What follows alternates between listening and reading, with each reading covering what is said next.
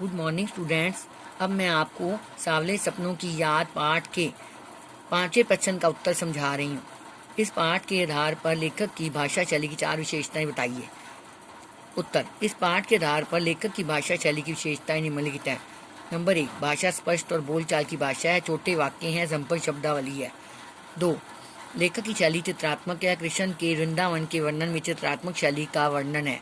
चित्रात्मक मतलब जैसे चित्र जैसी दिखाई देती है। 3, लेखक ने हिंदी के तत्सम शब्दों के साथ उर्दू अंग्रेजी शब्दों का भी प्रयोग किया है। तत्सम शब्द विलीन, वाटिका आदि। तद्भव शब्द सोता, माटी, सोंधी, पसरी, गणना आदि। उर्दू हुजूम, मौत, माहौल आदि। अंग्रेजी airgun, word watcher, silent valley, fall of a sparrow. 4, लेखक ने मुहावरों के प्रयोग से भाषा में रोचकता ला दी है, जैसे जामा पहनाना, आंखें नम होना, कदम थामना, थमना आदि। इसमें वर्णनात्मक शैली का प्रयोग किया है।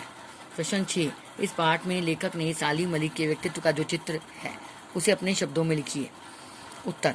सालिम अली के व्यक्तित्व का वर्णन इस प्रकार है। नंबर 1, सालिम अली प्रसिद्ध पक्षी वैज्ञानिक थे, वे हर समय पक्षियों की खोज में लगे रहते थे।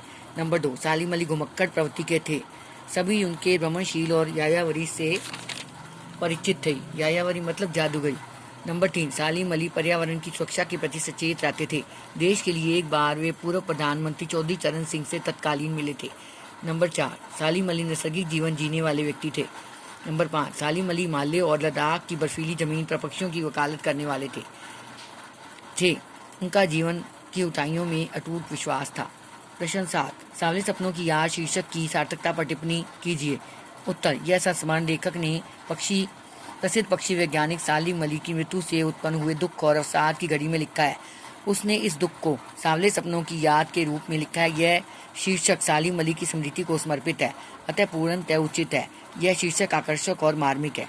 प्रश्न 8, प्रस्तुत पाठ सालिम अली की पर्यावरण के प्रति चिंता को अभिव्यक्त करता है। पर्यावरण को बचाने के लिए आप कैसे योगदान दे सकते हैं? उत्तर। पर्यावरण को बचाने के लिए हम निम्नलिखित योगदान दे सकते हैं। नंबर 1, अधिक से अधिक वृक्ष लगाकर पर्यावरण को हरा भरा बनाया जा सकता है, इससे हमें सांस लेने के लिए ऑक्सीजन मिल सकेगी। नंबर 2, हमें वृक्षों की अंधाधुंध कटाई को रोकना चाहिए। नंबर 3, पर्यावरण में किसी प्रकार की गंदगी नहीं फैलानी चाहिए। नंबर 4, नदियों के जल को गंदा नहीं करेंगे।